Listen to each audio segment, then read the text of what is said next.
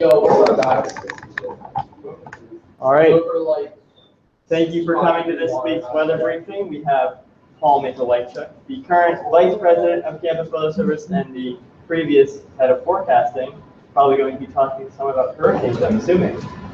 Well, thank you for that introduction, Andy. And yes, we're going to be talking about the tropics. We're going to be talking about Jose and Maria and how the interaction between Jose and Maria is going to be so important in determining Maria's overall track. And so first, though, we're going to be starting off with the weather here in the Northeast. And so it's characterized really by Jose off the coast here. And we have this area of high pressure just to our north. What that's allowed it to do is provide a bit of a northerly to a north-northeasterly flow. You can see right here in the frontal analysis here from the Weather Prediction Center, a bit of a cold front, a bit of a backdoor cold front with north-northeasterly flow, allowing for temperatures to be a little lower in New England than they are further to the southeast. And so looking at the overall pattern over the last several days or so, here's Jose right here showing up as blue in the mid-level flow. And Jose, of course, has tracked pretty close to the coast, but hasn't been close enough to bring hurricane force winds to the immediate coast. However, this right here, this upper level ridge is going to be very important for where Jose is going to go next, and the strength of this ridge will determine how far east Jose will be able to get. Looking at this backdoor front we were just talking about, you can really see this when we look forward in the HRRR, looking at the surface temperatures here. A bit cooler in New England compared to areas further southwest. Here in State College, a relatively easy forecast, though, for the next several days.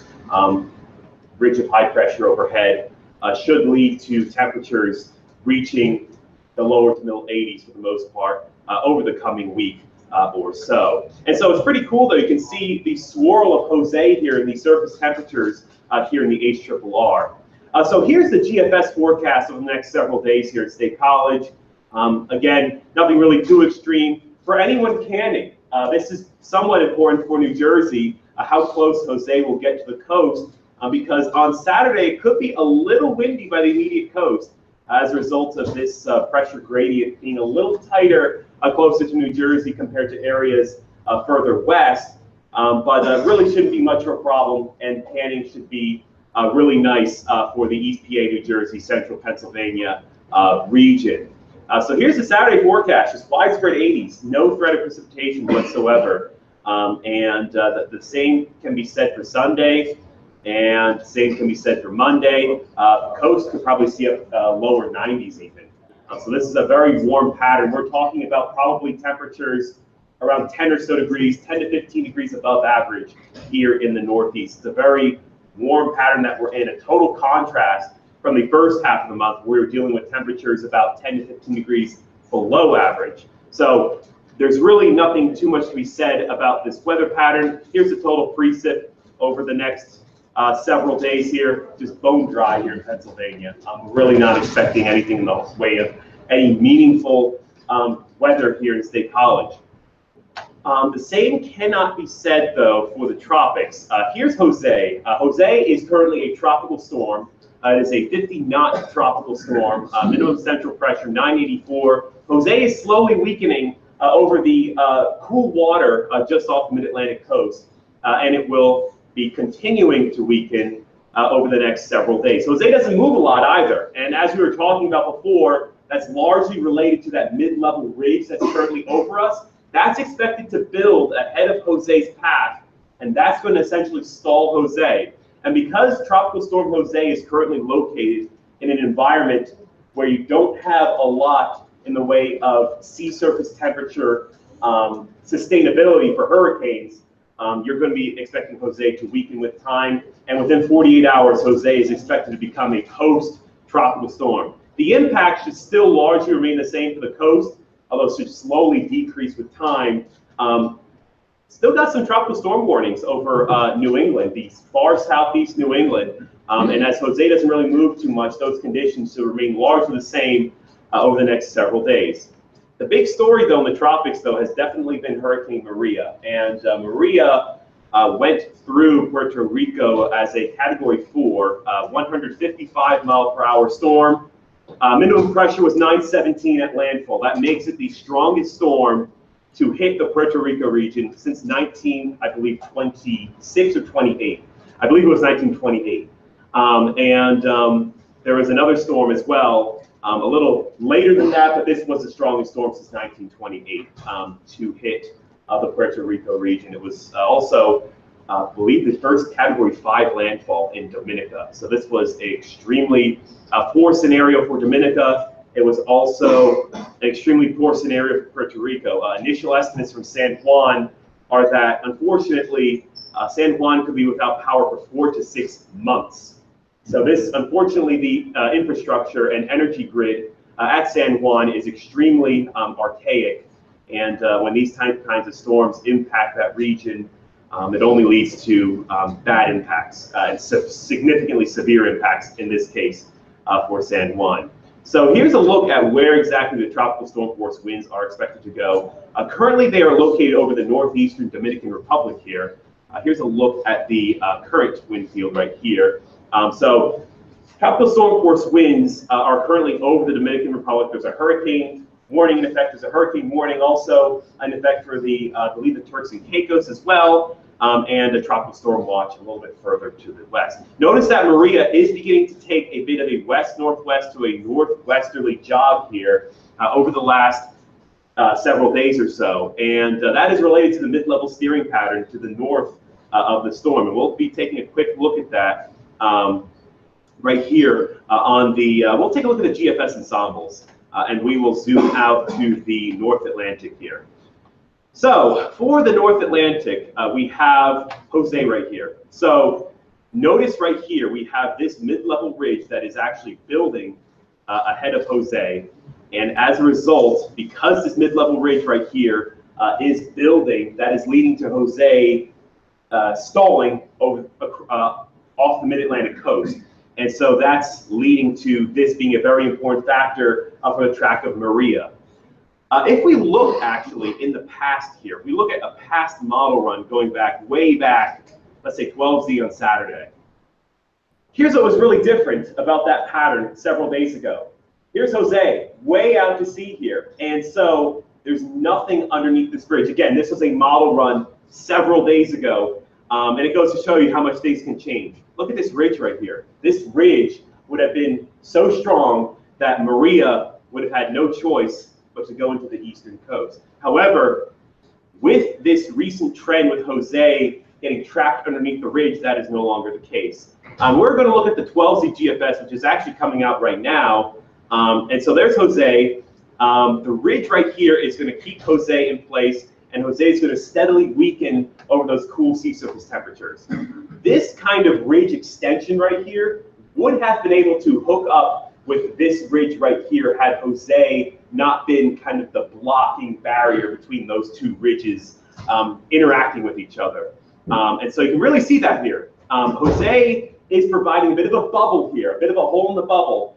As a result, Maria is going to want to go toward where that hole in the bubble is, so to speak. Jose slowly weakens. This right here off of the southeast coast is also relatively important, but it's increasingly likely at this point. It's actually very probable that Maria is going to miss the east coast, but this will determine how close Maria will get before it decides to curve out to sea. And you see it's very apparent now. There's that weakness right here. Whereas in the old GFS run we were just taking a look at, that weakness was not there, and so the storm had no clear escape pathway. But here you can see there very is clearly an escape pathway. So Jose very likely is the saving grace for the United States in terms of a direct U.S. landfall. Will there be U.S. impacts? Yes, in terms of high surf, rip currents.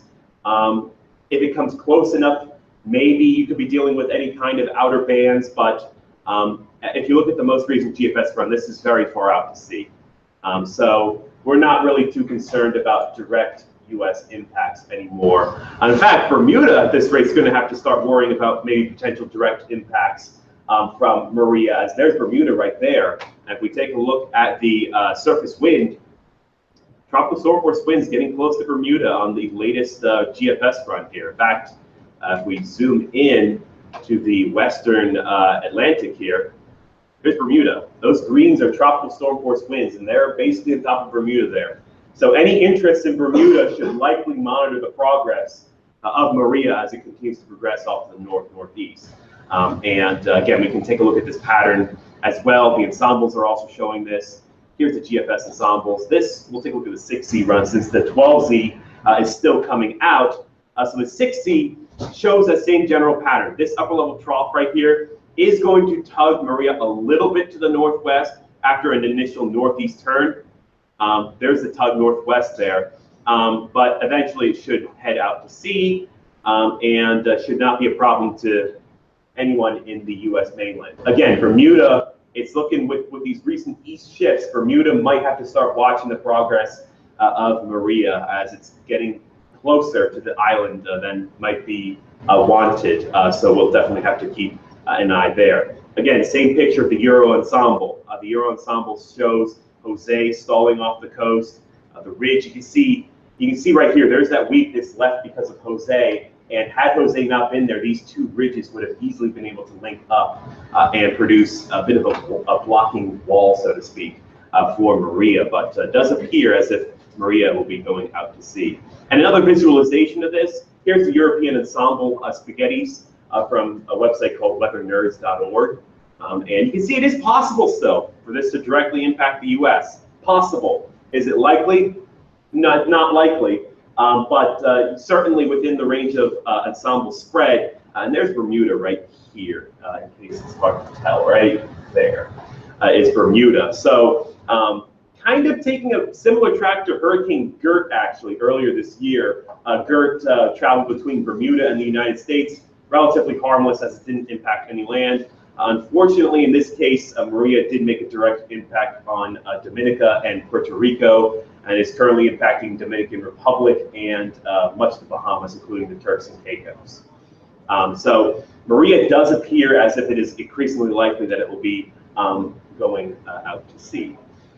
Beyond that, we have the question, is Maria going to be the last tropical cyclone to really form in the Atlantic? And I would be willing to wager that that is probably not going to be the case. Just based off of history, if we look at years where the tropical Pacific has been kind of cool relative to average, usually you want to look at the Western Caribbean. That is your tropical cyclone breeding grounds for the month of October. Any kind of active year typically results in some kind of tropical cyclone formation over the Western Caribbean. And the reason for that is relatively straightforward. If you have cooler than normal water here, you get suppressed convection over the tropics, and as a result, the outflow coming off the convection is no longer there. So in other words, you have decreased shear relative to average in the Western Caribbean during these kinds of tropical Pacific patterns, where it's not officially a La Nina yet, but just looking at it, it sure is close. And I know the National Oceanic and Atmospheric Administration has put out a La Nina watch. So we are watching this progression here. That's going to also impact the seasonality for winter as well. But I would be relatively surprised, actually, if we didn't get some kind of tropical cyclone formation here in October. We can look back at history. Obviously it doesn't have to be extreme as some of these storms. Hurricane Wilma formed in the West Caribbean during the active year. You had Hurricane Roxanne. You had Hurricane Michelle as well. You had Hurricane Mitch. You had all these kinds of storms that formed in the Western Caribbean and were somewhat notable, actually. Hurricane Lenny is another example. That's primarily related to the fact, once again, La Nina, not officially a La Nina yet, but the pattern is becoming one consistent with what you would expect with some kind of a La Nina. And we can take a look, actually, at the ensemble spread for the Western Caribbean to see if there's any kind of sign for any kind of tropical activity in the Western Caribbean here. I'll just quickly go to the Western Atlantic, the ensemble member. So this is another view of Maria right here. Every single red number right here, that represents a member. So you have the ensemble spread, start off, the operational, and then you change the initial conditions somewhat to where you can create this ensemble spread here. So obviously, this is a 12Z run, so we'll go to the 6Z.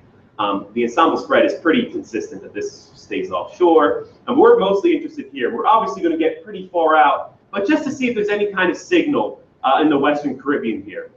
So there is somewhat of a signal, not really too extreme here. It's still pretty far out, but I would definitely, we're getting into the first week of October here, so I would definitely watch the Western Caribbean actually over the next couple of weeks or so, as these kinds of storms can happen where they initially form in this general area, they progress to the north, and then at some point they will feel the influence of an upper level trough to the north and will turn to the northeast. Sometimes over Florida, sometimes over Cuba. We saw that with Hurricane Michelle. Michelle curved over Cuba, went south of Florida, whereas Hurricane Wilma got far enough north to where it was able to impact Florida. Is this a guarantee? No. An active year like 2004 didn't have any activity like this whatsoever. But 2004 is a bit unusual. It wasn't necessarily a La Nina year. Well, we can actually double check that actually. Let's go to the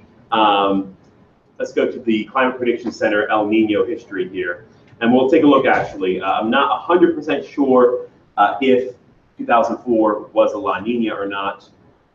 2004 is right here. It's actually a weak El Nino. So again, 2004 is a weak El Nino. There wasn't any kind of activity in the Western Caribbean as a result of perhaps maybe increased wind shear as a result of that tropical convection. And it's interesting to note, 2005 wasn't actually a La Nina year. It was actually a neutral year. So that goes to show you that you can get very active seasons even in the absence of these kind of tropical Pacific signatures here. But if you look at a year, say like 2001, where you had Hurricane Michelle, a little bit below normal. If we can look at I believe Mitch was 1998, strong La Nina, and you had a storm like Hurricane Mitch in the Western Caribbean. And so obviously we actually aren't technically in a La Nina yet, but we are rapidly progressing toward what it looks like. If we look at the sea surface temperatures from Triton, we can take a look at that. Triton, there we go. So we're going to take a look at the current subsurface temperatures. We'll take a look at the depth selection here. And we'll take a look at what the current depth looks like for this La Nina. And it takes a little while to load, but we can take a look at how this compares to past La Nina. So this is what the current depth projection looks like right here. And right here you can see there's where the strongest area of cool water relative to average is. And so you can see that it doesn't extend just at the surface. It extends quite a bit below the surface, actually. And if we compare it to a year like 1999, still not quite as strong, last I checked, as 1999, but it does appear as though this is going to be probably at least an upper end weak La Nina to a low end moderate La Nina. This was 1998. You can see that the anomaly values relative to average are closer to -3 as opposed to -2 where they are now. And 1998, of course, as we just looked, was a strong La Nina. We're right here, strong La Nina. Peaked at -1.6 in November, December, January. And of course, we got a strong storm like Hurricane Mitch. And just to kind of show the overall track of Hurricane Mitch, this is what it looked like. You had a storm that formed in the Western Caribbean here, and it progressed, unfortunately, into Central America, and that led to quite a bit of destruction there. And yeah, this was 1998, Hurricane Mitch. So these kinds of storms often happen during La Nina years, or cool neutral years, so to speak, like we saw in 2005.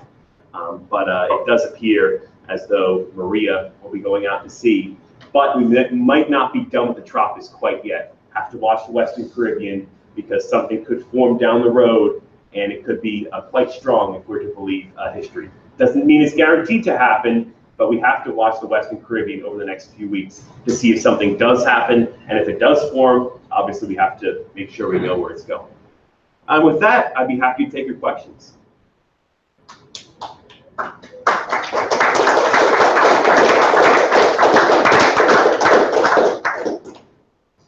Any questions for Paul? What's your game day forecast for Iowa City? That is a good question. We'll take a look at that. So let's take a look at the e-wall here. So here's Iowa right over here. Let me see if I can pull this down a little bit. So I believe this is an evening game, right? 8 p.m.? Yeah, or 7 p.m. their time. Okay, so still the same universal time. So here's Saturday. It does appear as though we are going to be dealing with a bit of a cold front just to the west of Iowa. But it does appear as though the cold front should generally stay off to the west for the game. This is at 6Z, so this is precipitation from 0Z to 6Z. For Central Time, that is 7 p.m. to 1 a.m. And so you can see precipitation is just starting to get into northwest Iowa, but usually when you see these kinds of ridges to the east, cold fronts have a bit of a hard time working their way to the southeast as a result of this wall. Similar to what we were talking about with Jose, kind of running into a bit of a wall with the ridge building out in front of it. So I would expect that temperatures should probably be seasonably warm there. I wouldn't expect any rain really to move in. Maybe you'd be dealing with increased cloudiness by the end of the game, but I don't believe that rain should be a factor for this game. It looks like, my guess is that the front is going to be slow enough to not impact Iowa, especially when you have this kind of a ridge off to the east. You're kind of blocking the progression of this front. Anyone else? All right, thank you, Paul. Thanks, Paul. All right, thank you.